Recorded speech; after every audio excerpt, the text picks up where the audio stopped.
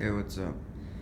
So I wanted to take a little bit of time to give a rundown on what exactly I did to make this bike look this way. When I got it, it was all stock except for the drag bars or the drag pipes. I didn't put those on. Uh, so where I started is, as most of you know, got into a bad wreck, which dented the tank here from the triple tree, and the bars, it had stock bars. Well, the bars were Harley bars, but anyway, they hit the tank there. So I started out by stripping almost everything down. I didn't take the engine out or anything. Just put it up on a jack. I started by removing the front fender, flaring it out, cutting it, shortening it, and making a little bracket. Well, obviously the first thing I did is cut the subframe off. Still have to clean this up and paint it. Then I did the fender, flared it out, cut it. I cut a good, I want to say 30 or 60% of it off. I made this bracket for the seat, and I bolted that into here. No welding, just a bolt, carriage bolt. And I made this bracket. Then I took the stock side fairings and I cut the fender off because it was one piece.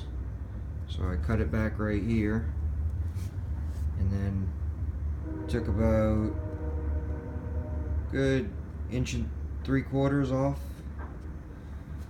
and sanded it down, made it all nice and smooth, gave it a new angle.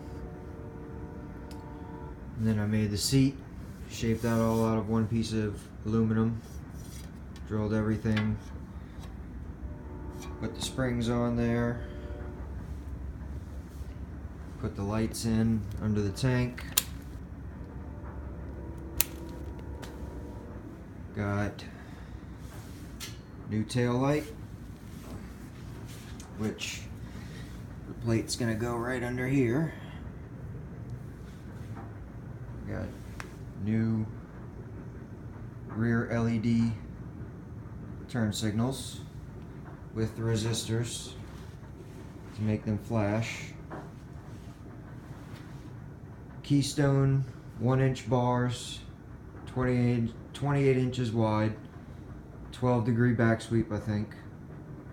I did get a new throttle assembly, a Biltwell, but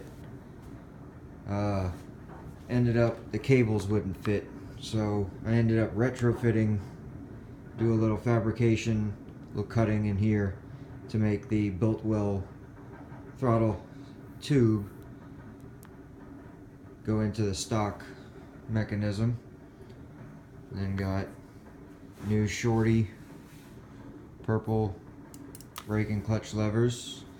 The headlight and speedometer were completely destroyed, so we got a new LED headlight, and went ahead and got a stock OEM speedometer because I didn't want to have to convert kilometers. Then I put the mini LED front signals on here. I got them because they kind of looked like eyes. Thought they looked really cool. And I wrapped the pipes because I did burn my leg a couple times and it's not fun. So let me think if there's anything else. I also lowered the bike about an inch. I converted it from soft tail to hard tail.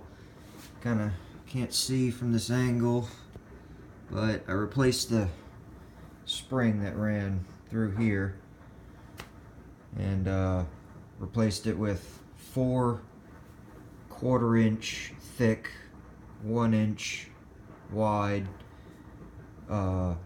aluminum bar stock that I put together, 4 of them, making it 1 inch thick. So it was 1 inch by 1 inch, and then put a bolt through the center of it to keep it from flaring out from the pressure, just in case. Thought it was just a bit of redundancy, but it felt better putting it in there. And then to drop the front end, all I did was measured 1 inch on both sides and dropped where the triple tree clamps the fork. Also had to get a new lower triple tree because the stock one bent in the wreck, causing the wheel to shift to the left about 6 or 7 degrees. Very noticeable. Wasn't comfortable. And I got these bar end mirrors. I did get 2 of them.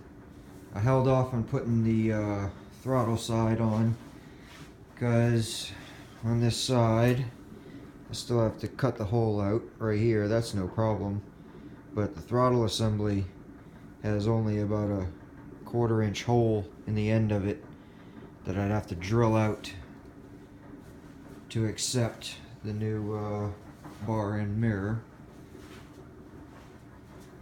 And I think that about does it. I need to get some neoprene foam, or I have some other foam here that I'm thinking about using. Some other kind of jelly-like material that I thought about using. I don't know. I'm still going back and forth on that. And then trying to find leather is getting to be a pain. So I'll have to go visit some leather workers or something. Get me a good piece of genuine leather. So I'm definitely not cutting the stock seat up. I want to either keep it or try and sell it along with all the other stuff that came off of it that's still pretty much usable.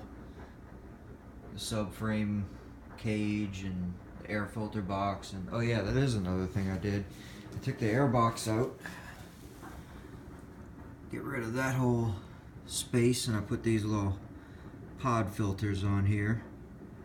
I thought there was a possibility I'd have to rejet the carb, but after cleaning out all the bad gas and putting fresh premium in it, seems to run okay. Other than the seat, I still have to take the rear fender off and, clean up some of this, hammer it out, get it flush so I don't have to use so much Bondo to prevent it from cracking. Get that all Bondoed up and sanded smooth, get that painted. I'll probably paint the fender, side fairings, the tank, repaint the triple trees because I didn't primer them at all, so it's already starting to chip off. I just did it to be quick and clean it up. I'll probably paint these if I keep them. I'm thinking about painting this black but keeping the ring chrome, although it looks a bit tarnished and you can start to see the copper through it, copper undercoating. So I don't know, I might paint that too. I'll repaint the forks as well because that didn't get any primer either. The rims will be a similar purple to that. I think the light is doing it justice. It actually looks better, less light. So at nighttime it'll shine really nice with the LEDs. I may put 2 more LED strips or 1 more strip somewhere. Brighten up, maybe put a little underglow under it. Shine the street underneath. I think that'll be it for the purple accessories, and then on the side of the tank, I'm going to put a purple electrified Decepticon logo with purple lightning going down the tank, ending on the fairings right here, and then probably going up the fender a little bit with just some lightning. I don't know if I want to put too many Decepticon symbols on it. Thought about putting one big one right here too, but I don't know about that either. Might just keep it just regular black, maybe fade the lightning up it a little bit. I'm gonna do everything myself, so yeah. I'll be the baddest nerd around town. Peace.